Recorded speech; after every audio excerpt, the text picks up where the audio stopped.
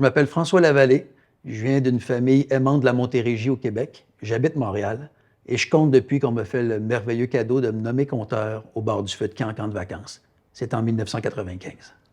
Je m'appelle Joujou Turenne, amie du vent, insulaire de divers horizons, née au Cap-Haïtien, vivant à Montréal et je compte depuis 1988.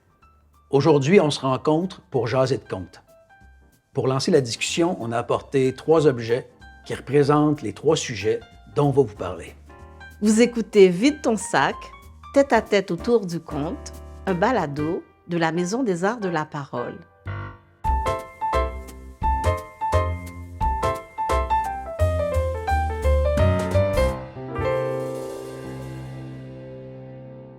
Ça fait tout étrange de se retrouver dans ce lieu qu'on connaît depuis 30 ans, hein, quand même. Et puis d'être juste nous deux, Ouais. avec une belle équipe, mais de sentir la présence de ces gens-là qui ont habité ces lieux-là. Mais c'est cette salle qui est imprégnée de nous, de vous, de eux, de la ville, du conte, de ceux qui viennent d'ailleurs, qui traversent. Moi, je me rappelle d'avoir fait dans la salle ici une rencontre scolaire avec des rencontres scolaires avec des classes d'adultes, formations aux adultes qui étaient venus. Puis dans ces rencontres-là, il y a toujours une super assemblée qui se passe parce que les gens, quand on rencontre des classes en milieu scolaire, ils savent pas, ils viennent pas, ils n'ont pas pris leur billet pour venir assister à un spectacle de contes, fait qu'ils découvrent. C'est ça. On est vraiment, puis on n'est pas la vedette qui vient voir ou la personne qu'ils connaissent déjà. Il y a une vraie surprise. Ouais. Et dans ces moments-là, je trouve que il se passe tout ce que j'aime. Il y a une assemblée surprise. Ouais. Puis ça, pour moi, c'est gorgé de tout ça ici, là. Puis, quand on vient de Montréal, comme nous deux, déjà sur la route, avec les montagnes, les collines, les allées d'arbres. Ça, c'est comme, OK, j'arrive en Estrie. Ouh, on arrive au festival. Et puis, il y a les personnes aussi qu'on connaît qui habitent ces lieux-là, qu'on sait qu'ils nous attendent et puis que nous aussi, on les attend. Ah, tu parlais de traverser les territoires, mais quand moi je vois les territoires, j'ai comme le goût, envie de rentrer dedans. Oui. Puis d'aller me promener. Oui. D'aller dans les montagnes, d'aller dans la forêt, d'aller... J'ai comme envie de te parler de mon premier objet. Mais vas-y donc! Ouais, l'objet qui représente pour moi le conte. Oui. Ce que c'est qu'une histoire, que c'est quoi ça, le conte? Puis mon objet, c'est... mais c'est un petit caillou. Un beau caillou. Bien, il est devenu beau parce qu'il est chargé. Il est chargé de ce que j'ai pu y mettre dedans, puis de l'attention que j'y ai donnée. Moi, j'ai commencé à compter, je joue dans les camps de vacances. Puis on avait l'habitude, avec un bout de branche, avec un caillou, d'inventer des mondes, de faire jouer le réel puis l'imaginaire ensemble. Puis souvent, au début du séjour, on trouvait un caillou, puis pendant toute la semaine, il nous accompagnait. Puis on l'avait dans le creux de nos mains. On sentait ses cicatrices. On le plaçait comme ça dans la lumière. Il y a les odeurs. C'est très sensoriel pour moi, un caillou. Comme un conte, hein? Mon entrée dans un conte, c'est de manière souvent sensorielle. Des fois, c'est le paysage. Des fois, c'est un personnage qui fait que je m'accroche à cette histoire-là. Puis je le traîne avec moi. Puis je marche avec. Puis à la fin du séjour, avec 12 enfants, bien, on avait un caillou en commun, puis il était chargé de tout le séjour qu'on avait vécu ensemble, de nos expériences, de nos joies, des peines. Parce que des enfants qui viennent en camp de vacances, ils s'ennuient aussi. Des fois, il faut qu'ils apprennent à jouer, c'est tout ça. Et il était chargé de toutes ces peines-là. Fait que quand on le déposait à la fin du séjour, dans un endroit secret, à nous, puis qu'on se disait ensemble qu'on allait le retrouver l'été prochain, mais il y avait des larmes. C'est drôle parce que c'est un caillou. Il y avait des larmes, il y avait des rires. Et tout ça à cause d'un caillou qu'on avait chargé. Pour moi, une histoire, un conte, c'est chargé de joie, de peine, d'espoir, de désespoir que l'humain a décidé de mettre dans une histoire pour essayer de mieux se comprendre. Pour moi, un caillou, c'est comme une histoire, ça pose des questions. Fait que pour moi, le conte, c'est vraiment quelque chose qui m'accompagne comme un caillou. Mettons. Caillou, tu le traînes dans tes poches ou tu le laisses dans une boîte ou ça se passe C'est une comment? belle question, ça, Joujou, parce que pendant des années, je me rappelle d'avoir trouvé un caillou une fois sur une plage en Bretagne. Uh-huh. De l'avoir pris avec moi, puis de l'avoir mis dans ma poche, puis de l'avoir traîné, puis souvent le sentir. Puis d'être revenu au Québec, puis d'être tombé, ça tombe des fois par hasard. C'est comme quand on trouve une histoire, un conte, souvent c'est par hasard. Mm-hmm. Et d'avoir pris mon caillou, trouvé en Bretagne, de le déposer, puis de prendre d'autres cailloux, puis de faire un bout de chemin avec. Uh-huh. Fait que prendre et laisser, peut-être pour le suivant. Il y a l'idée de ça dans ce qui est le conte pour moi, un objet de transmission qui fait qu'on s'inscrit dans une lignée. On devient des fois témoin, puis des fois héritier. Mm-hmm. On témoigne de quelque chose, puis on en hérite aussi. Puis, des fois, on se retrouve dans l'autre rôle. Mm-hmm. On ne peut pas juste être témoin, puis... C'est beau. C'est intéressant ton histoire de caillou, parce que beaucoup de conteurs, conteuses ramassent des cailloux et je le trouve beau déjà, ton caillou. Il commence à avoir de l'allure, hein? Il commence à avoir de l'allure. Et puis on se retrouve dans ton caillou. Et parlant de se retrouver dans ton objet, moi j'ai apporté aussi un objet dans lequel je me retrouve et que je pense qu'il identifie le conte. Puis je pense que les conteurs, conteuses vont pouvoir prendre pied dans mon objet. Mon objet, mes objets. De toute beauté. Ouais. Sont finesse. Des chaussures. Alors, ces chaussures-là qui sont comme des bijoux parce que il y a des petites paillettes dessus, des Swarovski qu'ils appellent. Ça brille, mais en même temps, il y a des appliques qui sont mates et c'est sur du tissu, c'est collé sur du tissu et le talon est tout plat, puis tu vois que j'ai marché dedans. La semelle en cuir est devenue presque papier sablé parce que j'ai beaucoup marché. J'ai pris cette paire de chaussures parce que c'est une paire de chaussures qui a fait une tournée d'un spectacle. Je pense que ces chaussures-là ont vu plus que 10 000 enfants. J'ai remarqué que nous, conteurs, conteuses, on a une identité dans nos pieds. Parce qu'on marche beaucoup, on fait des randonnées, puis il faut qu'on se promène en avion, en bateau, en train. Des fois, quand on va en Afrique, c'est à moto. Tu viens prendre la moto? Oui, ok, tu peux pas y aller en talons hauts, là, en moto.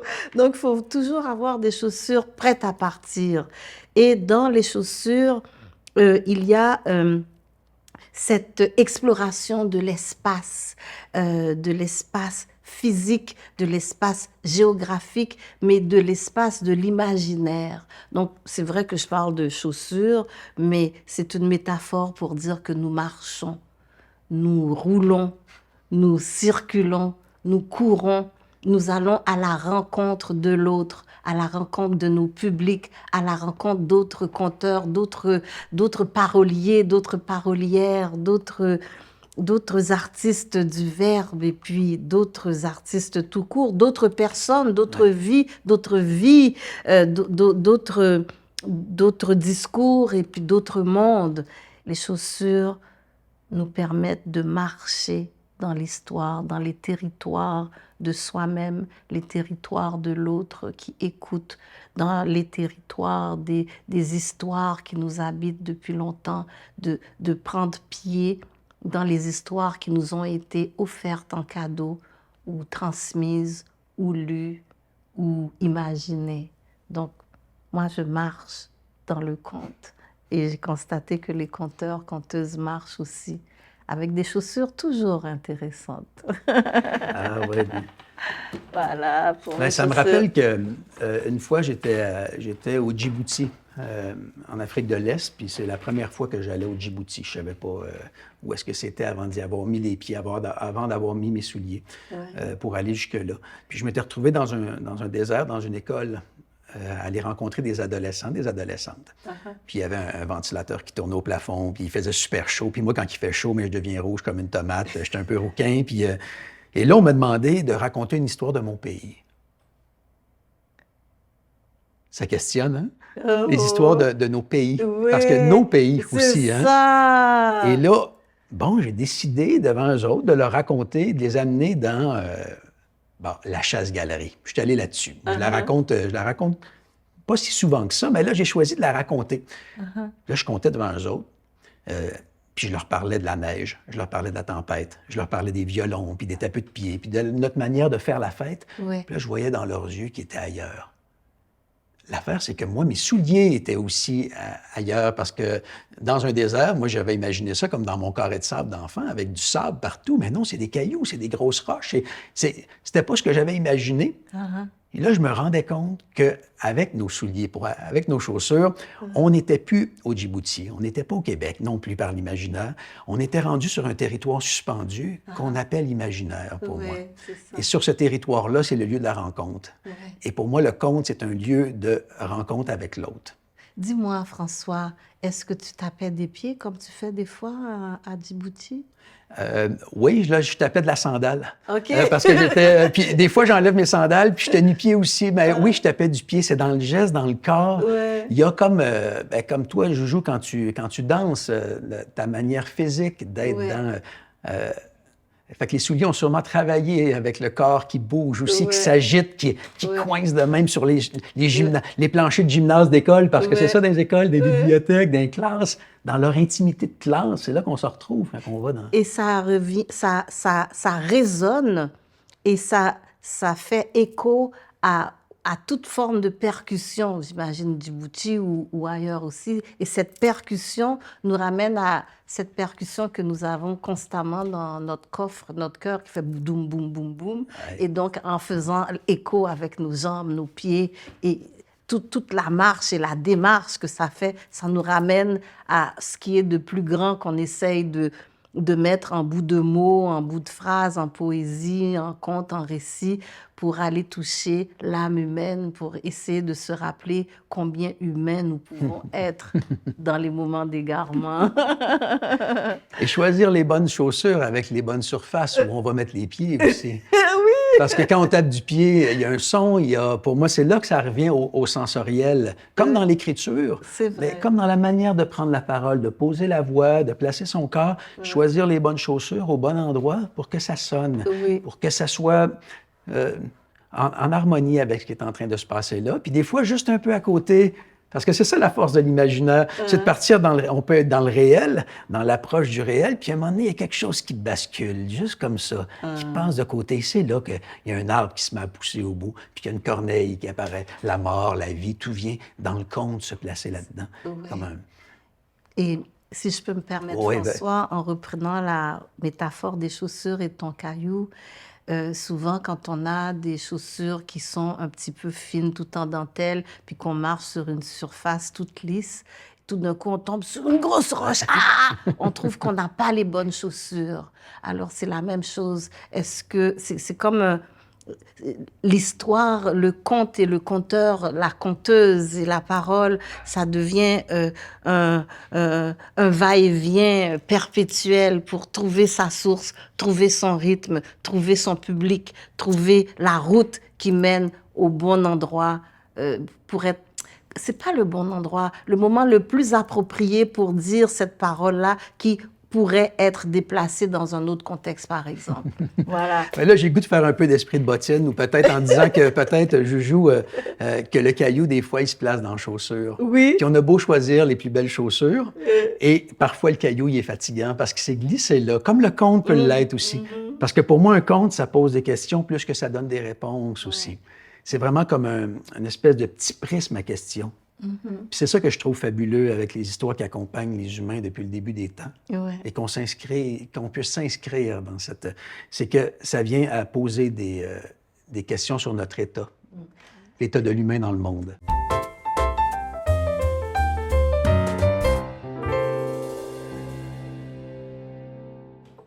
Alors, François nous a demandé d'apporter un objet qui représente notre univers artistique. Eh bien, je n'ai pas pu trancher, j'ai apporté des objets.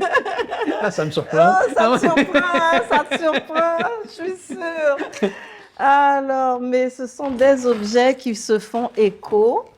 Voilà, je vais commencer par mon bâton de pluie qui est souvent surmonté d'un voile. Donc déjà le bruit, on entend la pluie, on entend le vent, on entend la mer, on entend les vagues et selon la vitesse, on entend une percussion. C'est fou ce qu'on peut faire avec un bâton de pluie. Surmonté d'un voile, pour moi, ça fait yin-yang. Ça fait un équilibre entre ce qui est rigide et ce qui est souple. Hein, le fameux le chêne et le roseau, c'est ça. Et moi qui m'appelle Amie du vent, entendre le bruit du vent et sa vibrance, ça me rappelle que l'équilibre, c'est la mouvance. La mouvance jusqu'à l'inertie. La mouvance jusqu'aux vagues de la mer. La mouvance jusqu'au bruissement. Et on me voit souvent bouger très rapidement et on garde ça en mémoire. C'est ce qu'on me rapporte. Mais moi, dans mon imaginaire, il y a l'inertie. Et souvent, mon bâton de pluie, il est en état d'inertie. Mais ça, on ne le remarque pas parce que ce qui est agité frappe beaucoup plus. Mais il y a à peu près 10% du temps où j'agite mon bâton et mon voile. Ah oui. Tout le reste est beaucoup plus au repos. Et pour compléter cet univers, il y a les paroles, parce qu'il y a la gestuelle. Ma parole vient du corps, de la mouvance jusqu'à l'inertie, mais aussi des mots. Et les mots qui m'inspirent, les livres que j'ai beaucoup, dont je me suis beaucoup imprégnée, des livres de sagesse, des livres de contes, de poésie. J'aime les mots. Et avant de commencer à écrire mes propres contes, je lisais des contes, pas pour les dire, mais pour m'en imprégner. Et j'ai apporté Contes des sages d'Afrique, Amadou Mpateba, parce que c'est la source, c'est l'une des sources. J'ai apporté aussi un livre qui est tellement, tellement, tellement ancien. Il a appartenu à mon père, Rose et Camélia, poésie de Charles Moravia. C'est un livre qui date de 1903. Tu vois comme il est vieux. Ce sont des poèmes. Et j'imagine mon père lire ça à ma mère. Rose et Camélia, c'est un grand, grand classique. Et j'ai le bonheur d'avoir un original de 1903. Tu vois comme il est vieux. J'ai retrouvé ça dans les affaires de mon père. Et c'est très précieux. Et par moments, c'est pas pour les dire, c'est juste pour les lire. Et le fait que ça m'habite, ça meuble mon imaginaire jusqu'à très loin dans le temps et jusqu'à très loin dans les âmes ancestrales, jusqu'à plus loin que ma terre natale, Haïti, jusqu'à plus loin. Tu vois, j'ai apporté ma terre natale, Haïti, et puis mon ancestralité, l'Afrique. Et puis, évidemment, tu vois ça, mon bâton de pluie, je l'ai pris au Québec. Hein. Il n'y a pas de bambou vraiment qui pousse ici, mais je l'ai acheté ici. Et puis, le voile aussi, il vient d'ici, du Québec. Alors, c'est mon imaginaire hybride, mes différents lieux, et puis mes différents rythmes. Ça, c'est mon univers de point de départ. Maintenant, ce que j'en fais, j'en fais tout ça, entre le dire et la parole, entre le dire avec le corps et la parole qui est muette, entre les chants, entre l'interaction avec le public. Les gens entendent souvent cric, crac. Oui, oui, raconte-moi non ton histoire avec Missy Cric. Ah, c'est bon. Mais parfois, on n'est pas obligé de dire Missy Cric, Missy Crac. Même que à l'origine, dans la Caraïbe, dans les Antilles françaises notamment, on dit cric-crac pour commencer un conte. Missy Cric, Missy Crac, est-ce que la cour dort? Mais pas en Haïti. Moi, c'est sur une forme artistique que je suis allée faire des emprunts pour habiller mes contes. Mais ce n'est pas un truc qui est obligatoire en Haïti. Mais il faut être deux, comme on le fait là. Le conte, c'est la rencontre. Et ça, c'est comme un bâton de parole pour dire, est-ce que je peux prendre la parole? Hé, tu es là, tu m'écoutes? Ah, tu m'as perdu. Et puis le silence, mais elle dit plus rien. Le silence aussi vient capter l'attention. Voilà, c'est ça. La mouvance et l'inertie. Oui. Et je joue à ce qui nous relie dans nos paroles. Je pense qu'il y a le désir d'aller dans l'écriture aussi, d'aller dans l'orature, mais aussi dans l'écriture. Oui. Moi aussi, je suis attaché au livre, aux mots qui sont choisis, à la manière de faire entrer dans l'imaginaire par une écriture fine, cinématographique et chirurgicale que je m'amuse à dire souvent. Prendre la parole, ça peut être aussi en sculptant, en dansant, mais prendre une parole, on a déjà parlé des paroles. Oui. Puis moi, j'ai le goût de revenir sur l'objet, sur le bâton de pluie. Quand tu parlais tantôt de mouvance puis d'inertie, moi, j'ai grandi au bord de la rivière Richelieu en Montérégie, qu'on appelait autrefois la rivière des Iroquois. Puis, enfant, moi, j'allais au bord de la rivière, puis on voyait le courant. Il y avait les boîtes à anguilles chez les Goyettes, là, les mille roches, puis le courant était assez fort, mais c'était pas nécessairement très profond à cet endroit-là. À des endroits, la rivière, elle l'est plus, mais dans le fond de la rivière, il y avait cette espèce de mouvance-là. La rivière qui s'en va, qui arrivait des États-Unis, puis qui partait vers le fleuve, puis le grand large, puis qui me faisait donc rêver. Mais je sentais aussi, au travers de cette mouvance-là, qu'il y avait une force qui était des profondeurs, cette force-là, qui est les fonds, les fonds d'une rivière, le lit, là où les sédiments viennent se poser. Puis j'ai l'impression des fois que dans le geste de raconter, qu'on est dans un mouvement, mais qu'en dessous, il y a tout un espace qui se déploie. Comme si, aussi, des fois, on prenait un caillou, puis qu'on le lançait, puis que le caillou s'en va, puis il vient brasser le dessous, les sédiments remontent, puis c'est peut-être ça, gorgé de souvenirs, de sensations, de gens rencontrés, des regards croisés, des amitiés, des dates, des points d'histoire. Puis c'est peut-être ça que ça révèle en moi, raconter des histoires. Puis dans mon univers artistique, dans mon univers de conteur, j'aime aller brasser le fond de mon ruisseau à moi, de ma rivière, pour aller faire grimper ça. Il y a une espèce de flou, puis là, ça redescend. Puis je lance, puis je raconte. Et c'est quoi ton objet pour illustrer ça, François?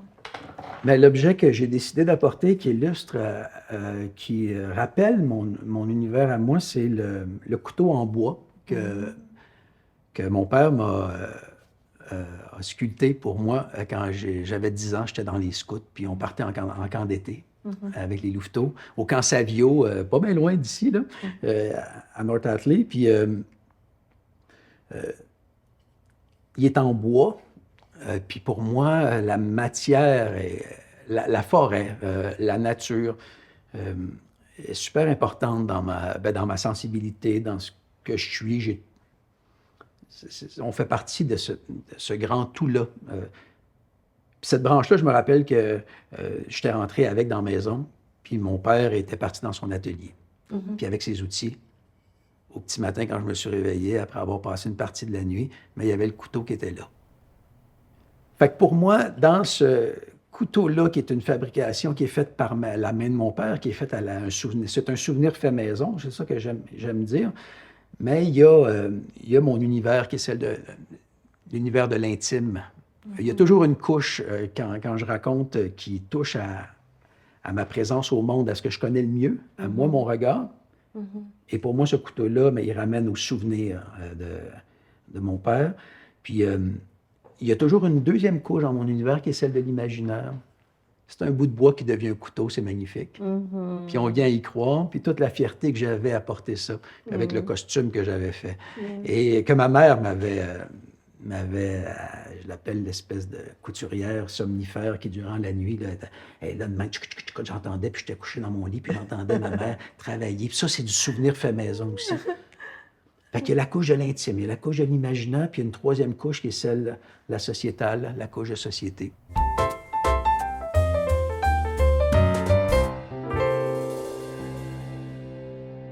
J'ai envie de te présenter mon troisième objet, qui est pour moi la représentation du conte en milieu scolaire. C'est ma balle de baseball, qui, quand j'étais enfant, était un des sports préférés avec mes frères, des jeunes du quartier. Ils se rassemblaient dans le cours derrière chez nous, puis on passait des après-midi à jouer au baseball. Bon, il y a la texture de la balle, encore, il y a la texture, il y a les lignes, il y a la manière de passer, il y a toute la transmission de lancer une balle aussi. Pour moi, dans un conte en milieu scolaire, c'est une transmission. C'est un espace où on prend ce qu'on tente sur scène dans nos projets de création, ce qu'on tente sur le terrain en racontant nos histoires, les expériences, les rencontres qu'on fait dans les nombreux festivals de contes qu'on fait, puis qui sont à chaque fois très riches. Quand on part avec nos souliers, là, puis qu'on va rencontrer des gens, on revient avec ça. Et pour moi, la chance d'aller dans une école et d'avoir un lieu de transmission comme ça, pour moi, c'est fabuleux. Et je fais le lien avec le sport, parce que le sport, comme le baseball, comme le hockey, pour moi, c'est des lieux fabuleux de transmission. Apprendre à tenir la balle, à faire le fameux lancer papillon avec les cordes, les doigts placés, le lancer, la manière de frapper, d'attendre, d'organiser l'espace aussi, le jeu, les points, c'est toutes des règles, comme une histoire qui est en train de s'écrire et de raconter. Il y a tout plein de règles qui sont transmises. Puis ce que j'aime avec le baseball, comme on le jouait, puis c'est pour ça, c'est que j'ai jamais autant aimé le sport quand il se désorganise et sort des lieux officiels. Quand on est dans une cour, avec la haie qui devient le lieu à traverser pour un coup de circuit, qu'on met par terre, des faux buts avec des planches qu'on s'organise, puis qu'on laisse une chance aussi à l'autre qui est plus petit. Puis quand le sport devient organique comme ça, je le trouve fabuleux. Pourtant, il y a une structure, c'est une histoire, il y a une manière. Et quand j'arrive dans les écoles, j'ai envie que le conte soit un jeu aussi. Un jeu qu'on réinvente et que cette matière-là du conte devienne prétexte à se poser beaucoup de questions. Mais surtout, à apprendre à être ensemble en assemblée. Moi, je dis tout le temps que je suis un artiste de la parole, de l'imaginaire et de l'assemblée.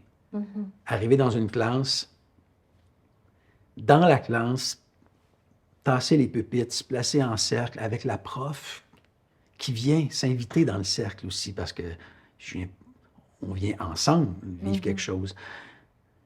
Et créer un moment, passer une heure, puis parler de l'imaginaire, du voyage, de ces rencontres-là.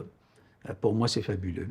Puis la fameuse balle de baseball, quand elle traversait la haie, puis elle allait dans le cimetière anglican de l'autre côté, on allait à la rencontre de l'autre, du mystère, à la rencontre des anglophones, dans une culture, moi, francophone.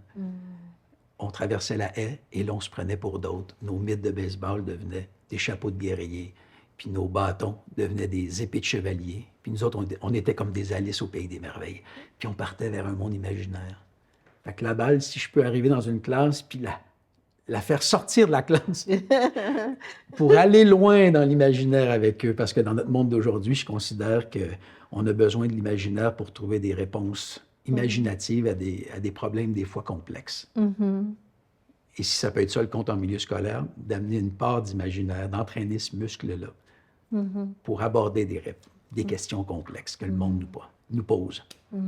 Fait que c'est pour ça que j'ai choisi ma balle de baseball, parce que c'est un jeu, cette affaire-là. Permets-moi de prendre ta balle au rebond. Ah oui. Oh, attention! Concept! Ouais. Et de te présenter mon objet à moi pour le milieu scolaire et les formations. J'ai apporté un carillon. Il aurait pu être un carillon de bambou, mais c'est un carillon de métal. Il n'y a pas un endroit où je vais où il n'y a pas de carillon. Le carillon parce que il est agité par le mouvement, mais même si tu le laisses là, il est agité par le mouvement du vent. Âme du vent, carillon, comment on fait pour présenter le vent? Il est où le vent? Est-ce qu'on va présenter des feuilles qui tombent? Alors voilà le carillon. Voilà. Pour moi, avec le carillon et le vent comme vecteur de cette parole, de cette formation, de cette transmission, c'est une manière de dire que nous sommes des héritiers de quelque chose, d'un savoir, et à notre tour, nous passons le flambeau à d'autres, non pas pour le leur donner, mais pour le partager. C'est pas moi j'ai jeté ma serviette puis ramasse-la, c'est regarde, on est en train de vivre ensemble, on est en train de vivre ensemble autrement avec des ingrédients que moi j'ai peut-être que tu n'as pas. Et peut-être que toi tu as 8 ans et tu as des ingrédients que moi j'ai pas. J'ai jamais tant appris qu'avec les enfants en formation et la formation aussi avec les plus grands, avec les aînés, avec les formateurs. Former des formateurs et à chaque fois que j'agite mon carillon, ça fait « Ah, il se passe quelque chose. Qu'est-ce qui va se passer ?» Ça attire l'attention. C'est un petit bruit tout doux et plus puissant qu'un grand « Oh yeah, oh yeah! » On t'écoute, tais-toi, tu fais trop de bruit. Mais là, ça c'est « Ah, il se passe quelque chose. » Alors en milieu scolaire, souvent je chante des chants du vent. Bon temps, c'est moins mauvais temps, c'est moins... Non, mais ça y est. J'aurais pu dire aussi que c'est bâton et le voile, mais avec le carillon, c'est vraiment le vent. C'est un vent porteur de nouvelles, un vent porteur de formation, un vent porteur d'amitié. Et quand on dit vent, on est forcément en train de faire référence à l'air, l'air qui est un souffle de vie viscérale.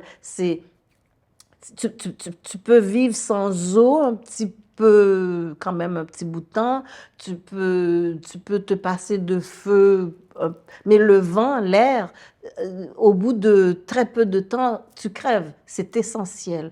Alors, le vent est vecteur et en milieu scolaire, c'est un vent de parole, un vent de connaissances que j'essaye d'insuffler comme une courroie de transmission, comme une catalysatrice, sans me prendre trop au sérieux, comme proposer un moment d'une rencontre, puis parfois, il ne s'agit même pas de moi, il s'agit juste de déposer quelque chose et de les voir interagir entre eux. Donc, avec ça comme vecteur, le vent passe et le vent revient. Et on dit ami du vent, ami de la parole, c'est aussi l'ami des ancêtres qui nous ont laissé des choses. Et peut-être qu'un jour, nous serons les ancêtres des lendemains. Et peut-être que ces paroles, encore là, sans que ce soit pétage de bretelles, là, hein, mais un jour, nous serons dans le firmament du temps. Alors que cette parole-là ait eu le temps de s'imprégner quelque part et avec une route que d'autres poursuivront. Comme un petit chaînon dans une grande chaîne. Ben, nous, on était là. Une petite graine sur un sable, puis ça fait son chemin. Oui, puis le fait de laisser entrer le vent dans nos écoles, c'est de laisser une place à la voix des ancêtres, la voix des anciens qui étaient là avant nous. Et de s'inscrire dans une transmission, c'est laisser la place aux voix de nos morts dans le monde actuel, dans l'espace. Puis ça, en voulant faire une allégorie avec les systèmes de ventilation dans les écoles, Joujou, j'ai l'impression que de laisser entrer de l'air, c'est une question de société actuellement. C'est quoi les courants d'air qu'on laisse entrer dans nos classes? Est-ce que nos classes sont trop fermées sur des systèmes rigides avec des connaissances? Est-ce que le conte qui ouvre et qui permet de voir derrière les murs, de lancer des balles derrière les murs, est-ce que sa place... ce ne serait pas là sa grande pertinence aujourd'hui, en faisant rêver de l'autre côté des murs. Il y a Miguel Torga qui qui a dit l'universel, c'est la maison moins les murs. Une classe, est-ce que ce serait ça aussi? Ça laisse passer du vent, je trouve. Ouais. Et pour aérer l'esprit, pour aérer les cœurs et pour permettre la rencontre. On revient toujours à ça. Hein? On ne ferait pas ce métier-là si on ne voulait pas qu'il y ait de rencontres. Et il n'y aurait pas de rencontres telles que nous le proposons si on ne le faisait pas avec nos héritages qui nous viennent de ce vent-là, qui nous viennent de... Même quand on n'a pas eu une histoire qui nous a été racontée telle qu'elle, cette inspiration, elle vient de quelque part. Donc c'est un vent, parfois qui vient de la mer, un vent qui vient d'un rêve, un vent qui vient d'un moment au bord du ruisseau dont tu parlais tout à l'heure. Ça peut être... D'ailleurs, quand on dit à quelqu'un qui arrive par surprise, « Quel bon vent t'amène ?» D'abord, on veut que ce soit un bon vent. C'est ça, donc le vent, il est partout. Et le vent qu'on inspire, le vent qu'on expire aussi, celui qui inspire surtout, puis qui va expirer. Pour aller vers, on s'inscrit là-dedans. Un pied quelque part dans le passé, on est dans le présent, avec les vents du présent qui nous font toucher aussi. Puis on a un pied toujours vers l'avenir. C'est pour ça on dit « Soufflez vent, nawayo. Soufflez vent. Maman moi sous la mer, papa moi sous la mer. Soufflez, nawayo. » Mes aïeux sont sur la mer. Souffle avec moi. Soufflez, nawayo.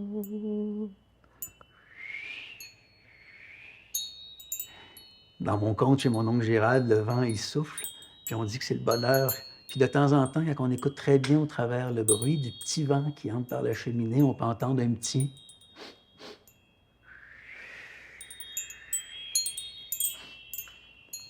Et ça, c'est la tristesse. Parce que dans chaque petit bonheur, il y a toujours un brin de tristesse. Pour savoir c'est quoi le bonheur, il faut aussi connaître la tristesse pour pouvoir faire la différence.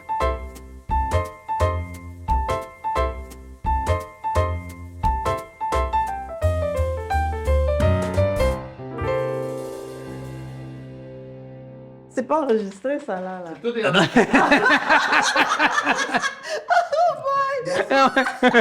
C'est pas enregistré, sauf au son et à l'image.